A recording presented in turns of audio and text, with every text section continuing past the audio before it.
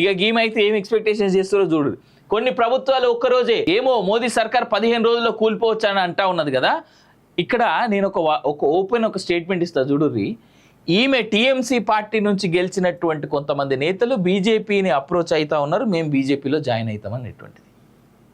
TMC నుంచి చాలా బలంగా వినిపిస్తూ ఉంది నాకు ఈ చాలా హై సోర్స్ నుంచి, ఢిల్లీ వర్గాల నుంచి వినిపిస్తున్నటువంటి మాట ఇది.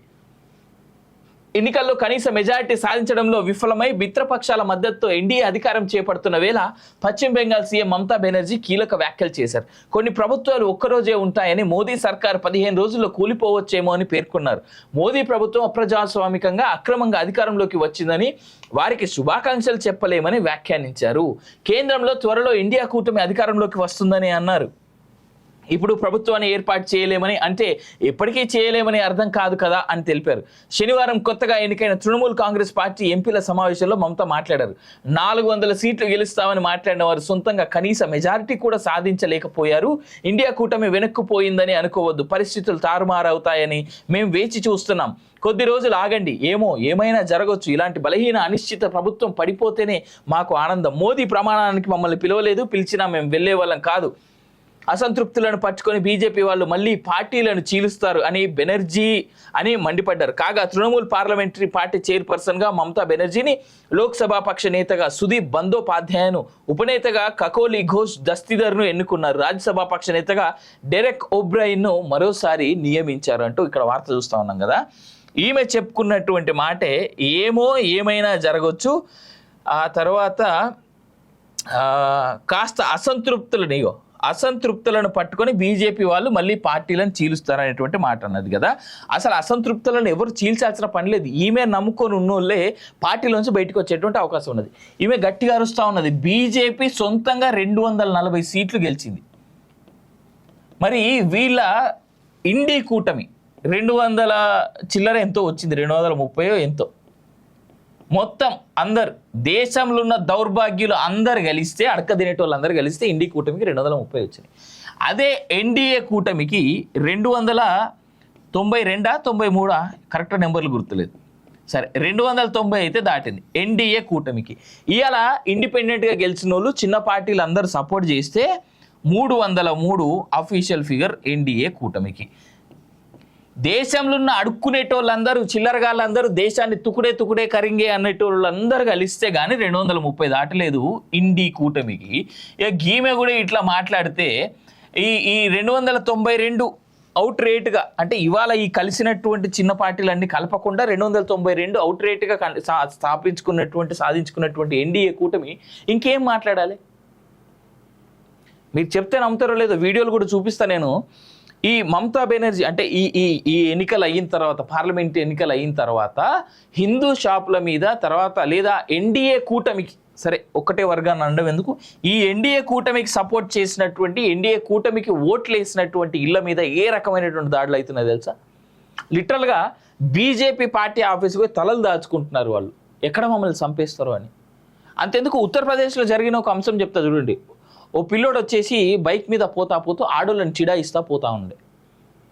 ఆ వీడియో ఇప్పుడు చాలా వైరల్ అవుతున్నాయి. మీరు కొంచెం ట్విట్టర్ ప్లస్ యూట్యూబ్ ఫేస్బుక్ కొంచెం గట్టిగా వాడే అలవాటు అయిన వాళ్ళకి అర్థమవుతుంది. ఇది చిడాయిస్తూ ఉంటే యూపీలో ఎంత అవునన్నా కాదన్నా, ఉత్తరప్రదేశ్లో ఇప్పటికీ ఉన్నటువంటిది బీజేపీ గవర్నమెంట్. ఆడున్నటువంటి సీఎం ఎవరయ్యా అంటే యోగి ఆదిత్యనాథ్. సో ఆడపిల్లల్ని చిడాయిస్తూ పిల్లోడు బైక్ మీద పోతా ఉంటే చూసిరు. సీసీటీవీ ఫుటేజ్ రికార్డ్ కాకపోయి ఉంటే ఏమయ్యేది కాకపోవచ్చేమో, కానీ సీసీటీవీలో ఫుటేజ్ రికార్డ్ అవ్వడం, ఆ అమ్మాయి వెళ్ళి కంప్లైంట్ చేయడం వల్ల తీసుకుపోయి పోరాన్ని పొరక కొట్టిరు. మామూలు కనీసం నడవలేకుండా కొట్టిరు అని. పోలీసులే భుజాల మీద వేసుకొని తీసుకొచ్చి స్టేషన్ బయట వదిలేసి వాళ్ళ పేరెంట్స్కి అప్పయిపోయారు.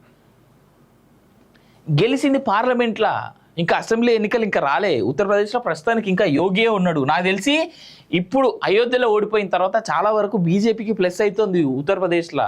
అయ్యో పాపం అనవసరంగా ఓడగొట్టుకున్నామా అని. కానీ ఇప్పటికీ నేను ఇంకో వాస్తవం కూడా చెప్పాలి.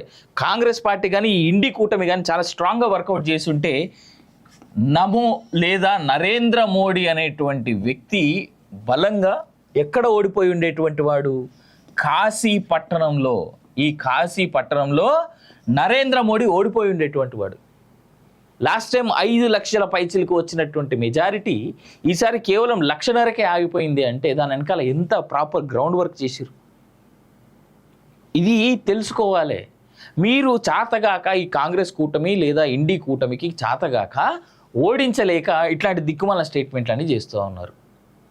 దేశం అస్థిరత్వంలోకి తీసుకెళ్లేందుకు సుస్థిరమైనటువంటి పాలన సుస్థిరంగా ఉన్నటువంటి దేశాన్ని అస్థిరత్వం వైపు తీసుకెళ్లేందుకు నెగిటివ్ యాంగిల్ వైపు తీసుకెళ్లేందుకు చేస్తున్నటువంటి స్టేట్మెంట్స్ తప్ప ఈ స్టేట్మెంట్స్లో ఏమాత్రం పనికొచ్చేటువంటి విషయాలు అయితే ఏం లేవు. ఇది నేను చెప్పాలనుకునేటువంటి స్ట్రైట్ మాట. ఈమె చెప్పుకున్నటువంటి మాటే ఏమో ఏమైనా జరగవచ్చు, ఆ తర్వాత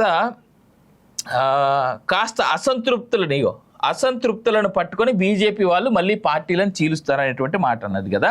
అసలు అసంతృప్తులను ఎవరు చీల్చాల్సిన పని లేదు. ఈమె నమ్ముకొని ఉన్నోళ్ళే పార్టీలోంచి బయటకు వచ్చేటువంటి అవకాశం ఉన్నది. ఈమె గట్టిగా అరుస్తూ ఉన్నది బీజేపీ సొంతంగా 240 సీట్లు గెలిచింది. మరి వీళ్ళ ఇండి కూటమి 200 చిల్లర ఎంతో వచ్చింది, 230 ఎంతో. మొత్తం అందరు దేశంలో ఉన్న దౌర్భాగ్యులు అందరు కలిస్తే అడక తినేటోళ్ళు అందరు కలిస్తే ఇండి కూటమికి 230 వచ్చినాయి. అదే ఎన్డీఏ కూటమికి 292-93 కరెక్ట్ నెంబర్లు గుర్తులేదు, సరే 290 అయితే దాటింది ఎన్డీఏ కూటమికి. ఇవాళ ఇండిపెండెంట్గా గెలిచిన వాళ్ళు చిన్న పార్టీలు అందరూ సపోర్ట్ చేస్తే 303 అఫీషియల్ ఫిగర్ ఎన్డీఏ కూటమికి. దేశంలో ఉన్న అడుక్కునేటోళ్ళందరూ చిల్లరగాళ్ళందరూ దేశాన్ని తుకుడే కరింగే అనేటోళ్ళందరూ కలిస్తే కానీ 230 దాటలేదు ఇండి కూటమికి. ఇక గీమె కూడా ఇట్లా మాట్లాడితే ఈ 292 అవుట్ రేట్గా అంటే ఇవాళ ఈ కలిసినటువంటి చిన్న పార్టీలన్నీ కలపకుండా 292 అవుట్ రేట్గా సాధించుకున్నటువంటి ఎన్డీఏ కూటమి ఇంకేం మాట్లాడాలి? మీరు చెప్తే నమ్ముతారో లేదో వీడియోలు కూడా చూపిస్తా నేను. ఈ మమతా బెనర్జీ అంటే ఈ ఎన్నికలు అయిన తర్వాత, పార్లమెంట్ ఎన్నికలు అయిన తర్వాత హిందూ షాపుల మీద తర్వాత లేదా ఎన్డీఏ కూటమికి, సరే ఒక్కటే వర్గాన్ని అనడం ఎందుకు, ఈ ఎన్డీఏ కూటమికి సపోర్ట్ చేసినటువంటి ఎన్డీఏ కూటమికి ఓట్లు వేసినటువంటి ఇళ్ల మీద ఏ రకమైనటువంటి దాడులు అవుతున్నాయి తెలుసా? లిటరల్గా బీజేపీ పార్టీ ఆఫీస్కి పోయి తలలు దాచుకుంటున్నారు వాళ్ళు, ఎక్కడ మమ్మల్ని చంపేస్తారో అని. అంతెందుకు ఉత్తరప్రదేశ్లో జరిగిన ఒక అంశం చెప్తా చూడండి. ఓ పిల్లోడు వచ్చేసి బైక్ మీద పోతూ ఆడోళ్ళని చిడాయిస్తా పోతా ఉండే. ఆ వీడియో ఇప్పుడు చాలా వైరల్ అవుతున్నాయి. మీరు కొంచెం ట్విట్టర్ ప్లస్ యూట్యూబ్ ఫేస్బుక్ కొంచెం గట్టిగా వాడే అలవాటు అయిన వాళ్ళకి అర్థమవుతుంది. ఇది చిడాయిస్తూ ఉంటే యూపీలో ఎంత అవునన్నా కాదన్నా ఉత్తరప్రదేశ్లో ఇప్పటికీ ఉన్నటువంటిది